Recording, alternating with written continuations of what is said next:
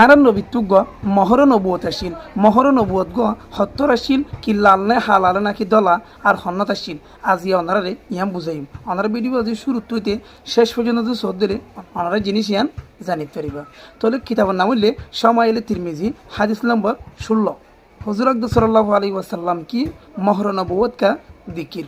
হাদিস গর রওয়ায়াত ঘর দে হযরত জাবির বিন সুমরা রাদিয়াল্লাহু আনহু ইবি হদে রাআইতুল খাতামা বাইনা কাতিবাই রাসূলুল্লাহি সাল্লাল্লাহু আলাইহি ওয়াসাল্লাম আই মহর নবুয়ত জিবা আছে ইবার হদে দেখি রাসূলুল্লাহ সাল্লাল্লাহু আলাইহি ওয়াসাল্লামর দুনি হাদর